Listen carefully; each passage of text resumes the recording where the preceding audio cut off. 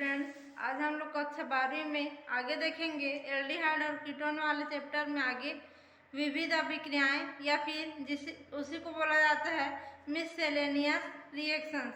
तो अभी तक जितना भी अभिक्रियाएं देखे उन सब के अलावा कुछ और अभिक्रियाएं हैं जो एल्डिहाइड और कीटोन देते हैं और ये बहुत महत्वपूर्ण होते हैं, इसलिए इन सभी को विविध अभिक्रियाएं करके दिया हुआ है। तो इनके बारे में अभी हम लोग देखेंगे। तो विविध अभिक्रियाओं में सबसे पहले आता है बहुलीकरण अभिक्रियाएं।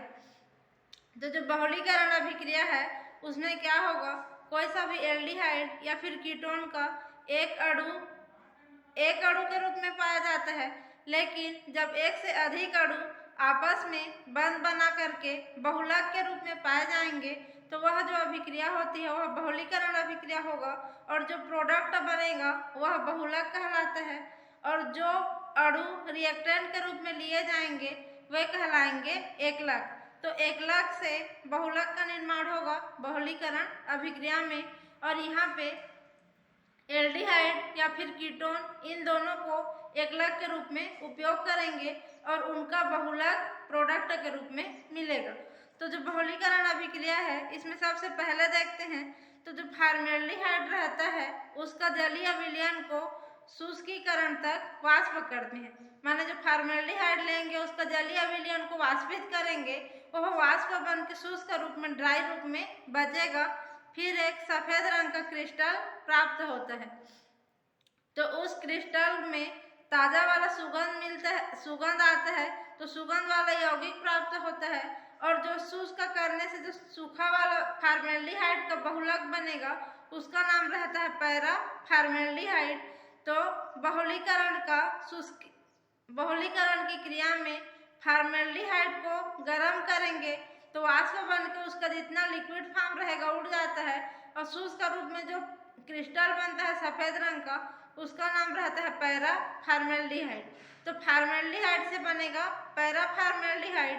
तो यहाँ पे जो पैरा फॉर्मेल्डिहाइड है एक बहुलक होता है। अब आगे देखेंगे कि जो गैसीय अवस्था में फॉर्मेल्डिहाइड के अभी तो हम लोग देखे थे जलीय अवस्था वाले फॉर्मेल्डिहाइड से पैरा फॉर्मेल्डिहाइड बना था। अब जो गैसीय अवस्था में फॉर्मेल्डिहाइड रहेगा उसका जब 3 अणु लेते हैं तो तीनों अणु बहुलीकृत होकर के बहुलक की क्रिया द्वारा मेटा फॉर्मेल्डिहाइड का निर्माण करते हैं। तो यहाँ पे देखेंगे कि जो यह फॉर्मेल्डिहाइड HCHO इसका 3 अणु लेते हैं और ये गैसीय रूप में रहता है। जब इनका बहुलीकरण करते हैं तो इसमें से जो तीनों फॉर्मेल्डिहाइड है ये आपस में अरेंज होकर के एक चक्रीय संरचना वाले यौगिक का निर्माण करेंगे। तो यहाँ से ये जो C है और 2 H है ये हो जाएगा CH2 और O। एक अणु में एक ठो रहेगा CH2 और O। तो 3 अणु लिए हैं तो इसमें 3 ठो पाया जाएगा CH2O। तो यही तीनों क्या करेंगे आपस में व्यवस्थित हो गए हैं। यहाँ से एक अणु है CH2O का, ये दूसरा है और ये तीसरा अणु है। ये तीनों आपस में एक रिंग बना लेते हैं और इस रिंग में 1 2 3 4 5 6 सदस्य वाला एक रिंग बनेगा और चक्रीय यौगिक का निर्माण करते हैं जिसका नाम होता है मेटा फॉर्मेल्डिहाइड। ये फॉर्मेल्डिहाइड से बना है इसलिए इसका नाम हो जाएगा मेटा फॉर्मेल्डिहाइड और इसको ट्राई ऑक्सेन भी कहते हैं। और यह गैसीय अवस्था में जो फॉर्मेल्डिहाइड रहता है उसका बहुलक है। तो यहाँ पे यह जो फॉर्मेल्डिहाइड का एक अणु है एकलक कहलाएगा और यहाँ पे जो बना है वो बहुलक कहलाएगा और यह पूरी क्रिया बहुलकीकरण की क्रिया या बहुलीकरण की अभिक्रिया कहलाएगी। उसके बाद अगला देखते हैं कि सांद्र सल्फ्यूरिक अम्ल की उपस्थिति में क्या करेंगे जब एसिटेल्डिहाइड को गर्म करते हैं। अभी देखें फॉर्मेल्डिहाइड के बारे में। अब है एसिटेल्डिहाइड माने कि CH3CHO, उसको सांद्र सल्फ्यूरिक एसिड की उपस्थिति में 3 अणु को उसके लेते हैं और 298 केल्विन टेम्परेचर पे गर्म करेंगे। यह था फॉर्मेल्डिहाइड। इसी फॉर्मेल्डिहाइड का जब हम लोग N अणु लेते बल्कि n की संख्या में कुछ भी हो सकता है, n अणु लेंगे जल के उपस्थिति में, तो फॉर्मेल्डिहाइड के n अणु आपस में बहुलीकृत होकर के HCHO के n अणु के साथ जल का एक अणु बंधित होकर के इस प्रकार से एक बहुलक बनाएगा जिसका नाम होता है पैरा फॉर्मेल्डिहाइड। तो इस प्रकार से इसमें मेटा और पैरा दो प्रकार के फॉर्मेल्डिहाइड मिलेंगे। आगे देखते हैं कि यहाँ पे जो n का मतलब 3 रहता है, जो शुरू में देखे थे 3 अणु पैरा फॉर्मेल्डिहाइड बनाते हैं, यह भी हो सकता है, या फिर n का मतलब 3 से ज्यादा भी हो सकते हैं। अब यहाँ पे देखते हैं एसीटोन, तो यह है एक अणु एसीटोन का CH3CHO, CH3CHO दूसरा अणु, CH3CHO तीसरा अणु।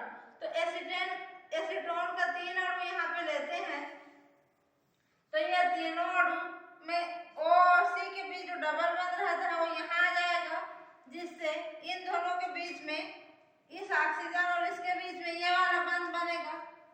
फिर इसमें का जो डबल बंध है यहाँ शिफ्ट हो जाएगा, तो इस ऑक्सीजन और इसके बीच में ये वाला डबल बंध बनेगा। उसके बाद ये जो है ये डबल बंध यहाँ शिफ्ट हो जाता है, तो इस ऑक्सीजन और इस CH के बीच में यहाँ पे एक ठो ये वाला डबल बंध के जगह में सिंगल बंध बनेगा। और यहाँ पे एक ठो बंध बचा है, ये है ये वाला, और यहाँ पे एक ठो बंध बचा है ये वाला, और यहाँ पे ये बचा है ये। तो ये 3 ठो अणु एसिटाल्डिहाइड के आपस में व्यवस्थित हो जाते हैं 298 केल्विन टेम्परेचर और H2SO4 अम्ल की उपस्थिति में, और ये एक प्रकार के चक्रीय बहुलक का निर्माण करेंगे जिसका नाम होता है पैरा एल्डिहाइड। तो यह बना है एसिटाल्डिहाइड से, तो इसका नाम हो जाएगा पैरा एल्डिहाइड।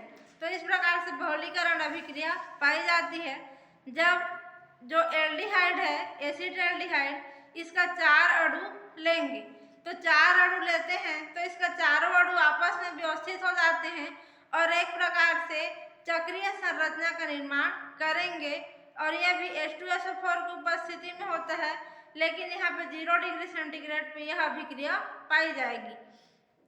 तो वहाँ पे जब एसिटाल्डिहाइड के 4 अणु लेंगे तो उस अभिक्रिया को जो बहुलक बनेगा उसको बोलेंगे मेटा एल्डिहाइड। तो 3 अणु वाले को पैरा बोला जाता है और 4 अणु जब मिलते हैं तो उसको मेटा एल्डिहाइड कहा जाता है।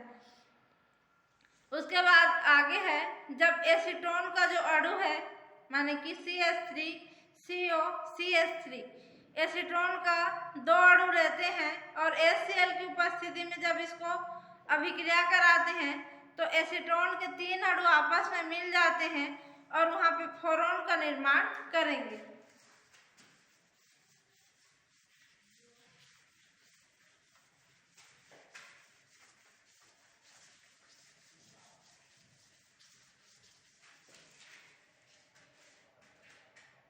जो एसीटोन का कितना अणु लेंगे, 3 अणु लेते हैं और शुष्क HCl की उपस्थिति में उसको रिएक्शन कराते हैं, तो वहां से 3 ठो जो एसीटोन है CH3 C double bond O CH3, यहाँ से क्या होगा 2 ठो जल का अणु बाहर निकल जाएगा और ये आपस में व्यवस्थित होकर के CH3 यहाँ से आएगा C double bond CH C double bond O CH double bond C CH3 CH3। इस प्रकार से एक यौगिक का निर्माण करेंगे, इसका नाम हो जाएगा फोरॉन। तो यह भी एक प्रकार का बहुलक होता है जो 3 ठो एसीटोन के अणु को लेने पे जल का 2 अणु बाहर निकालता है और एक प्रकार के प्रोडक्ट का निर्माण करेगा। तो यहाँ पे इतना को देखते हैं तो एक ठो एसीटोन का अणु है, यहाँ से एक एसीटोन का अणु है और ये बीच वाला एक एसीटोन का अणु है। तो तीनों अणु इस प्रकार से जल का 2 अणु निकाल करके फोरॉन का निर्माण करते हैं। अब आगे देखेंगे कि जो एसीटोन का 3 अणु जब लिया जाता है सांद्र H2SO4 की उपस्थिति में, ये एसीटोन के जब 3 अणु लेते हैं कौन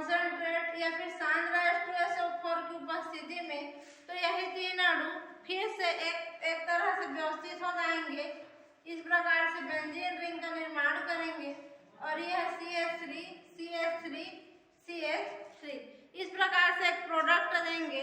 इसका नाम होता है मेसिटिलीन या फिर इसको मेसिटिलीन भी कहा जाता है। या फिर नंबर करेंगे तो 1 2 3 4 5 6 तो इसका नाम हो जाएगा 1,3,5 ट्राईमेथिल 2 हाइड्रोक्सी प्रोपेन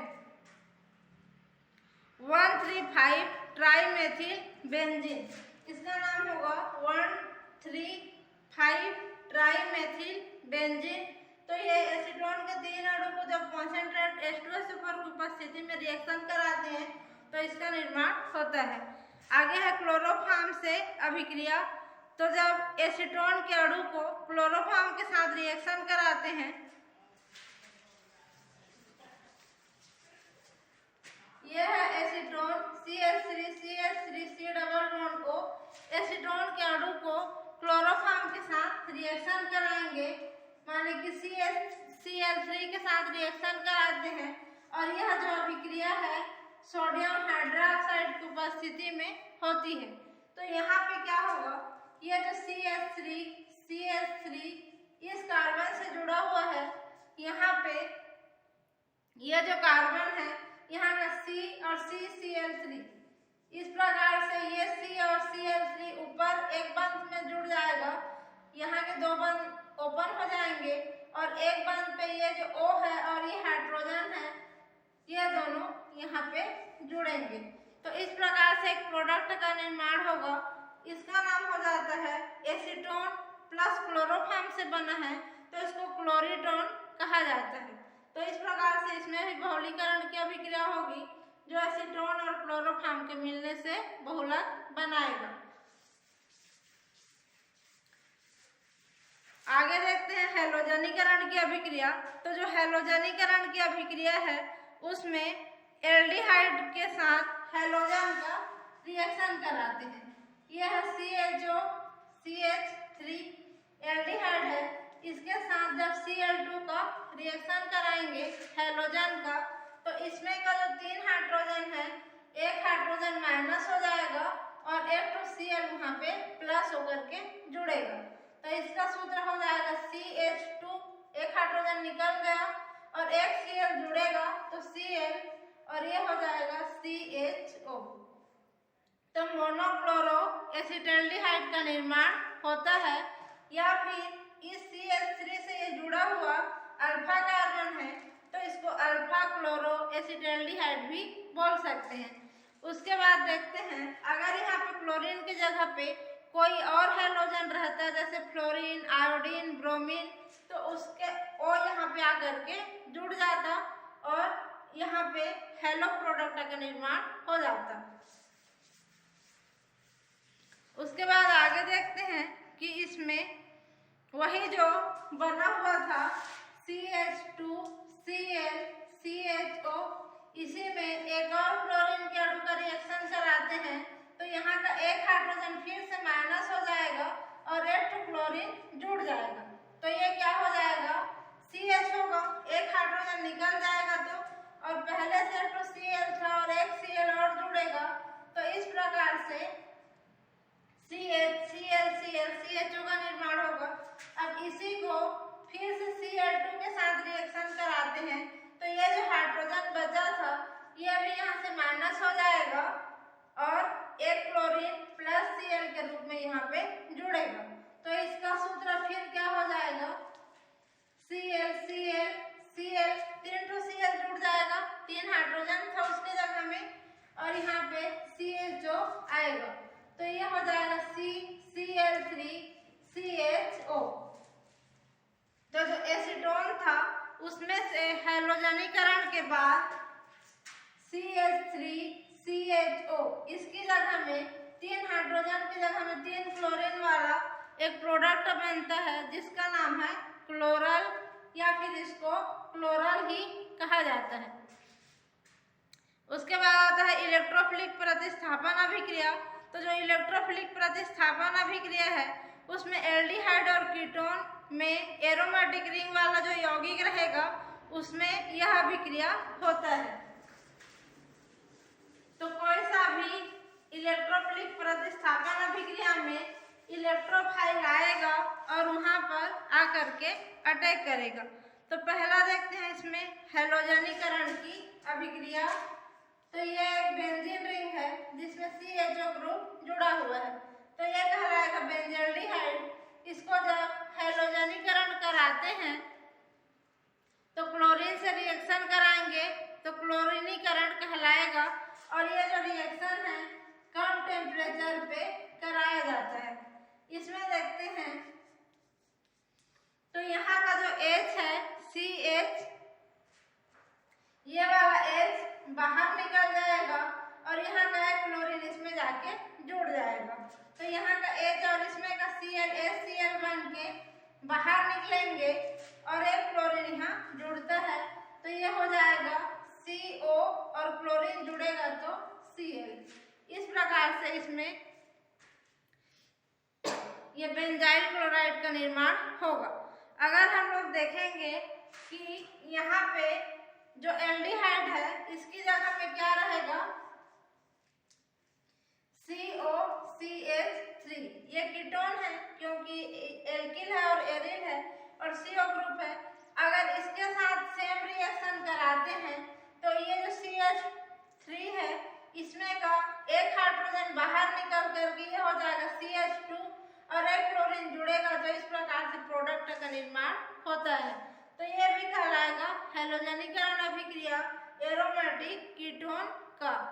उसके बाद आगे देखते हैं, इसमें अगर हम लोग देखेंगे कि ईथर की उपस्थिति में 0 डिग्री सेंटीग्रेड पे AlCl3 की उपस्थिति में जब रिएक्शन कराया जाता है तो एरोमेटिक वाले से अगर ब्रोमीन लेंगे तो वहाँ पे इस क्लोरीन की जगह में ब्रोमीन जुड़ जाता है और ब्रोमीन वाले प्रोडक्ट का निर्माण हो जाता है।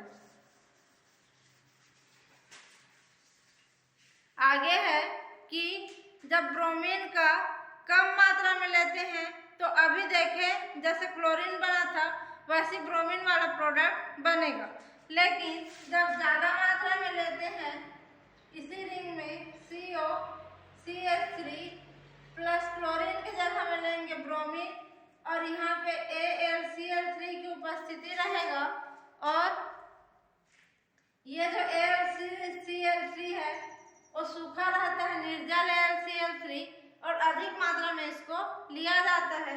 जब कम मात्रा में लेंगे इसको तो यहाँ पे क्या बन जाता है, CH2Br का निर्माण होगा। लेकिन जब इसको क्या करेंगे, अधिक मात्रा में ले लेते हैं, बहुत ज़्यादा ले लेते हैं, तो यहाँ पे नहीं बन करके ये जो ब्रोमीन है ये कहाँ पे आकर के जुड़ेगा, यहाँ पे आकर के जुड़ता है और यहाँ का हाइड्रोजन और यहाँ का एक ब्रोमीन प्लस HBr के रूप में बाहर निकल जाता है। तो इस प्रकार से इसमें इसके आर्थो मेटा पोजीशन पे ब्रोमीन जुड़ जाता है और मेटा ब्रोमो एसिडोफिनोन का निर्माण यहाँ पे करेगा। उसके बाद आता है नाइट्रीकरण अभिक्रिया। तो जो बेंजल्डिहाइड है इसमें CHO, इसमें जब नाइट्रीकरण करेंगे HNO3 और H2SO4 की उपस्थिति में तो यहाँ का जो नाइट्रो ग्रुप है NO2 ये जा करके इस पोजीशन पे जुड़ जाएगा। तो यहाँ से क्या बनेगा, मेटा नाइट्रो बेंजल्डिहाइड का निर्माण होता है। यह मेटा पोजीशन, इस पोजीशन पे नाइट्रो ग्रुप जुड़ा है तो मेटा नाइट्रो बेंजल्डिहाइड यहाँ से बनेगा, या उसको मेटा नाइट्रो बेंजीन एल्डिहाइड भी बोल सकते हैं। अगर यहाँ पे क्या रहेगा, CHO की जगह में COCH3 रहेगा तो यहाँ पे भी COCH3 हो जाएगा और यहाँ से सेम प्रोडक्ट प्राप्त होगा। उसके बाद आता है सल्फोनीकरण। तो जो सल्फोनीकरण की अभिक्रिया है उसमें सांद्र नाइट्रिक अम्ल यहाँ पे रहता है CHO, यह एल्डिहाइड, इसका जब सल्फोनीकरण किया जाता है तो इसको कॉन्सेंट्रेट या फिर सांद्र सल्फ्यूरिक अम्ल के साथ रिएक्शन कराते जाता है। जब इसको गर्म करते हैं तो इसमें क्या होगा, इस पोजीशन पे SO3 H ग्रुप आकर के जुड़ जाता है। तो इसका नाम क्या है, मेटा बेंजेल्डिहाइड, और इसको बोला जाता है सल्फोनिक अम्ल। तो मेटा बेंजेल्डिहाइड सल्फोनिक अम्ल का निर्माण हो जाएगा। अगर इस एल्डिहाइड की जगह पे यहाँ पे एसीटोन रहता, एसीटोन वाला ग्रुप, तो ये सेम रिएक्शन होगा और यहाँ पे क्या हो जाएगा, COCH3 हो जाता है। तो ये हो गया सल्फोनीकरण अभिक्रिया एल्डिहाइड और कीटोन का। अभी वाला है कीटोन और इससे पहले वाला जो लिए थे वो था एल्डिहाइड। उसके बाद कुछ महत्वपूर्ण यौगिकों के बारे में दिया हुआ है, जैसे कि फॉर्मेल्डिहाइड। तो फॉर्मेल्डिहाइड का सूत्र होता है HCHO, इसके बारे में बताया है। तो इसका जो है महत्वपूर्ण गुण बताया है और इसका निर्माण कैसे कैसे होता है उसको बताया गया है। तो इसका सबसे पहले निर्माण होगा, एल्कोहल का ऑक्सीकरण करेंगे तो वहां से फॉर्मेल्डिहाइड प्राप्त होगा। और कॉपर की उपस्थिति में यह ऑक्सीकरण की क्रिया हो सकती है और 297 डिग्री सेंटीग्रेड या फिर 552 से ज़्यादा डिग्री सेंटीग्रेड पे इस अभिक्रिया को कराया जाता है। तब वहाँ से एल्कोहल से फॉर्मेल्डिहाइड का निर्माण होता है और हाइड्रोजन गैस बाहर निकलेगी। दूसरा है मेथेन से इसका निर्माण। तो जब मेथेन का ऑक्सीकरण मॉलिब्डेनम ऑक्साइड की उपस्थिति में किया जाता है तो वहाँ से फॉर्मेल्डिहाइड प्राप्त होती है। इसका भौतिक गुण और उपयोग दिया हुआ है जो थ्योरी के रूप में है, इसको आप लोग पढ़ लेना बुक से। उसके बाद आगे है एसिटल्डिहाइड, जिसको एथेनॉल भी कहा जाता है। तो CH3CHO ये है एसिटल्डिहाइड। इससे पहले देखे थे HCHO, यह था फॉर्मेल्डिहाइड। फॉर्मेल्डिहाइड के बाद आता है एसिटल्डिहाइड, इसको एथेनॉल कहा जाता है, जिसको एसिटिलीन पर वाटर के रिएक्शन से 360 डिग्री सेंटीग्रेड टेम्परेचर पे प्राप्त करते हैं। दूसरी विधि है इसको बनाने की। तो एथिल एल्कोहल का जब ऑक्सीकरण किया जाता है पोटेशियम डाइक्रोमेट और सल्फ्यूरिक अम्ल की उपस्थिति में, तो यहाँ से एसिटल्डिहाइड प्राप्त होगा। इसका भी भौतिक गुण और उपयोग के बारे में बुक से पढ़ना है। उसके बाद आगे आता है तीसरा एसीटोन, CH3COCH3, यह है एसीटोन। इसका सूत्र में देखते हैं तो हम लोग 3 कार्बन पाया जाता है। जो कार्बन एल्किल ग्रुप का रहता है और तीसरा कार्बन कार्बोनिल ग्रुप का रहेगा। इसके निर्माण के बारे में, उच्च हाइड्रोकार्बनों का जब भंजन किया जाता है तो प्रोपीन गैस प्राप्त होती है। उस प्रोपीन गैस को सांद्र सल्फ्यूरिक अम्ल के साथ जब रिएक्शन कराया जाता है तो वहाँ से आइसोप्रोपिल एल्कोहल प्राप्त होगी और उस आइसोप्रोपिल एल्कोहल को फिर से कॉपर के ऊपर में 300 डिग्री सेंटीग्रेड पे प्रवाहित किया जाता है, तो वहाँ से ये एसीटोन प्राप्त होगा। इसका उपयोग के बारे में बुक से पढ़ना पड़ेगा। उसके बाद आगे है बेंजल्डिहाइड, C6H5CHO। अगला यौगिक है बेंजल्डिहाइड। तो यह बेंजीन प्लस एल्डिहाइड से बना है, इसलिए इसका नाम रहता है बेंजल्डिहाइड। इसका जब निर्माण देखेंगे तो बेंजल क्लोराइड के क्षारीय जल अपघटन के बाद बेंजील क्लोराइड प्राप्त होगा, जिसको टाल्वीन के क्लोरीनीकरण से बेंजल्डिहाइड प्राप्त होता है। इसका भी उपयोग दिया हुआ है बुक में, उसको आप लोग देख लेना। उसके बाद एल्डिहाइड और कीटोन में अंतर दिया हुआ है। यह जो अंतर है अपचयन के आधार पे तथा अभी जितना भी हम लोग एल्डिहाइड और कीटोन का रिएक्शन देखे हैं उन सब के आधार पे दोनों में अंतर देखने को मिलेगा। कहाँ पे प्राथमिक एल्कोहल से एल्डिहाइड बनता है, कहाँ पे द्वितीयक एल्कोहल से बनता है, उन सबको टेबल के रूप में दिया हुआ है। इसको आप लोग बुक से देख लेना। इसके बाद कार्बोक्जिलिक अम्ल के बारे में हम लोग अगली क्लास में डिटेल से पढ़ेंगे। अभी के लिए बस यही।